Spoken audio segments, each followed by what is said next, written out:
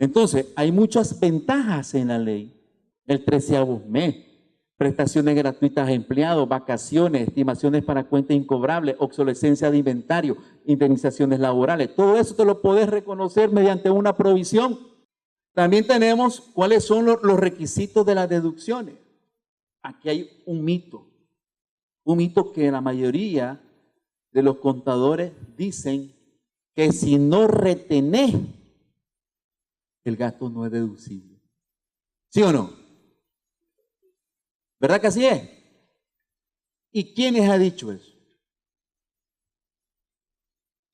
Si no retenés, dice, el gasto no es deducible. No es así la cosa. No es así.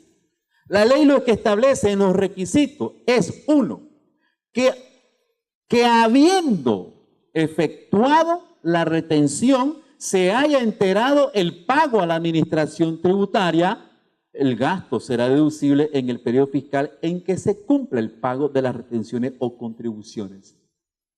¿Qué significa eso? ¿Qué significa eso? Que si retuviste y no enteraste, el gasto no va a ser deducible. Eso es lo que dice la ley. Entonces, no es cierto que cuando no retenés, el gasto no será deducible. El Código Tributario en las obligaciones y derechos del contribuyente establece lo que son las sanciones por infracciones tributarias. Cuando nosotros no retenemos, estamos frente a una omisión. ¿Así es, doctor Porra? ¿Así es? Una omisión. Cuando vos efectuás el pago de un gasto y no retenés, estamos frente a una omisión. Cuando vos retuviste y no enteraste, estamos frente a una contravención, que ese es un delito. En consecuencia, el artículo 134 de la ley y el artículo 116 del Código Tributario establece que cuando se comete infracción tributaria, cuando violás la ley y causás un perjuicio pecuniario al Estado. Óigase bien, para que haya una infracción deben haber dos condiciones. Uno, ¿cuál es? Violación de ley. Y la segunda, perjuicio pecuniario. Si se da solo una, no hay infracción. Por eso mismo, cuando ustedes declaran en cero después de la fecha, ya no hay multa. No hay infracción tributaria, porque solamente has violentado la ley en cuanto a la presentación tardía de la declaración. Pero como no hubo pago, entonces no hay perjuicio pecuniario. Cuando ustedes declaran después de la fecha las retenciones, hay multa. ¿Por qué? Le causaste perjuicio económico al Estado porque no le enteraste su plata en tiempo y forma. Hay multa. Entonces, hay que leer lo que dice claramente este artículo, que es cuando retenés y no las enterás. Y fíjense bien que hay una cosa muy importante que les quiero mostrar.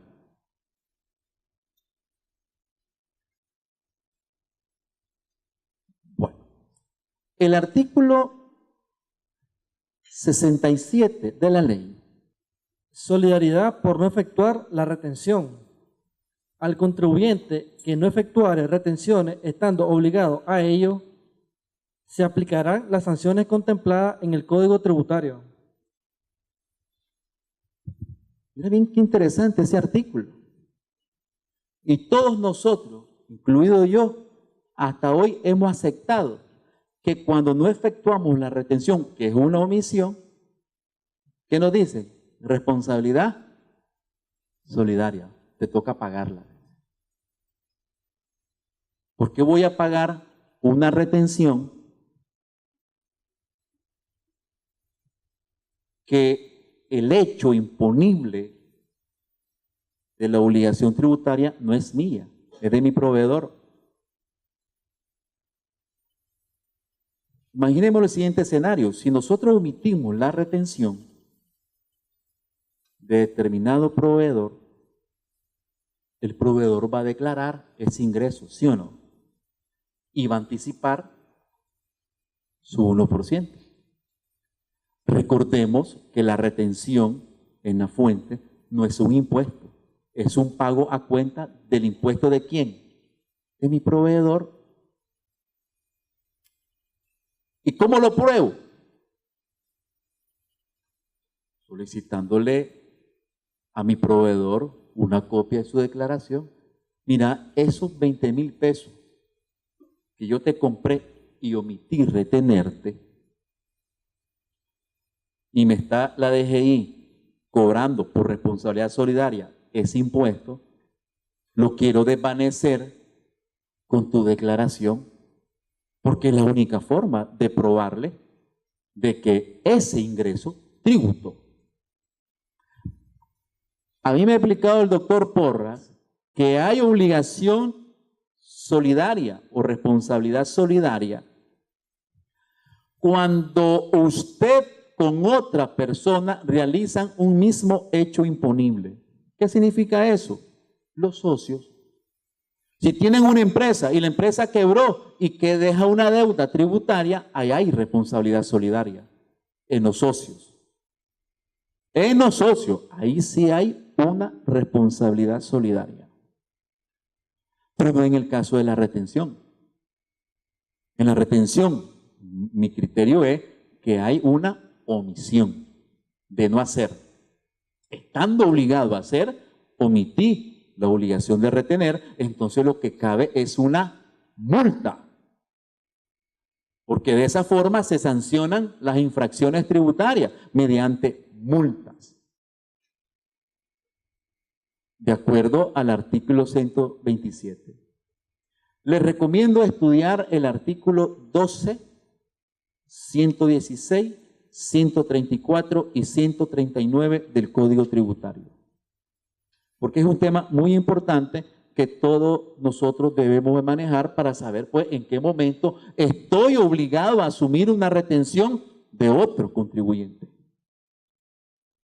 Repito, 12, 116, 134 y 139 del Código Tributario. Léanlo. También tenemos las pérdidas por explotación. Todas las empresas que tienen pérdida de explotación se las pueden reconocer por periodo. Es decir, antes, con la ley de equidad fiscal, en su artículo 43 de la ley de equidad fiscal, establecía que las pérdidas de explotación se reconocían por acumulación. Ahora ya no es así. De acuerdo a la ley de concertación, las pérdidas por explotación te las vas a reconocer por periodo. ¿Qué significa esto? Que si en el 2013 perdiste y en el 2015 ganaste, lo repito, si en el 2013 perdiste y en el 2014 perdiste y en el 2015 ganaste, ahora que declares en el 2016, vas a reconocerte solamente la pérdida del 2013. Solo esa. Pero en este caso que yo les traigo aquí, tenemos pérdida del 2011 y 2012 y 2013. Resulta que en el 2014 hay una ganancia de 370,000. En este caso, yo me las deduzco todas. ¿Por qué? Porque las pérdidas que estaban contempladas en la ley de equidad fiscal, tengo el derecho de deducírmelas por acumulación en un 100% más la del 2013, que está regulada por la ley de concertación tributaria me lo puedo aplicar. El artículo 304 de la Ley de Concertación Tributaria establece claramente que todos los derechos y obligaciones tributarias que quedaron pendientes de aplicarse antes de la entrada en vigencia de la Ley de Concertación Tributaria seguirán vigentes. Entonces, pues tenés todo el derecho de reconocerte la del 2011, porque aún no ha prescrito, ¿verdad? Son 4 años. Así es, 4 años. Entonces, prescriben en el 2015. Así es, prescriben en el 2015. Entonces, tenés el derecho, si la omití, prescribió. En el 2015 tenés que reconocértelas. Es como otro tema, otro mito que existe en la práctica, y son los famosos gastos de representación. Que la administración tributaria tiene un criterio: no te lo reconozco porque no son de tu actividad. ¿A alguien le ha pasado eso? Es frecuente que ellos dicen eso. Hombre, y tienen razón. Tienen razón, porque si a mí me dicen, mira, Manuel, no te reconozco esos gastos porque no son de actividad, yo le diría lo siguiente: en primer lugar, me lo vas a reconocer. En segundo lugar, si te doy la razón, porque yo no tengo la actividad de restaurante. ¿Se han puesto a pensar en lo que le dicen? Es que no te lo reconozco porque no son parte de tu actividad. Es cierto, yo no soy restaurante. Pero muchas veces tiene que ver con el tema de la conceptualización. No es mejor, sería mejor conceptualizarlo como agasajamiento de clientes. Porque eso de representación, gasto de representación, huele a personales míos, como gerente de la empresa, por representación de quién, ¿verdad? Es lo primero que debería preguntarme: gasto de representación de quién, ante quién y por qué. Me es más fácil conceptualizarlo y registrarlo como un gasto por agasajamiento de cliente. Ahora, en primer lugar, es un gasto totalmente deducible, porque si bien es cierto, no es imprescindible, es necesario, ¿sí o no? Es un gasto necesario. Porque si me va bien a mí, le va bien también al Estado.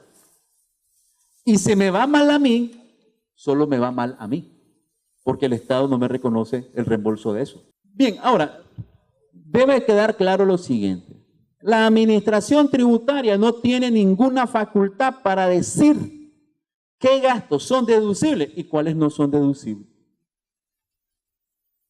Es la ley. Es lo que está en la ley lo que yo me voy a deducir. Pero lamentablemente muchas veces nos censuran el gasto por un sesgo pro recaudador. Porque saben que al censurarnos el gasto incrementa el impuesto. Entonces, es importante, y reitero, la conceptualización del egreso. Y no es lo mismo un egreso contable que un egreso fiscal. Como igualmente no es lo mismo ingresos contables que ingresos fiscal. Tenés que armonizarlos y tenés que hacer que ese gasto sea deducible. Y no es lo que diga la DGI, es lo que dice la ley. Y si está en lo cierto, vas a defenderlo hasta la muerte. Pero nosotros tenemos algo que es muy común, y yo lo he escuchado. ¿Y por qué no lo defendés? No quiero tener problemas. Ve, esa retención está, retenele, que pague. No quiero tener problemas. Y la verdad que la eficacia y efectividad del manejo de una empresa no se obtiene por no tener problemas. Es en la capacidad de poder resolver esos problemas que día a día se nos presentan.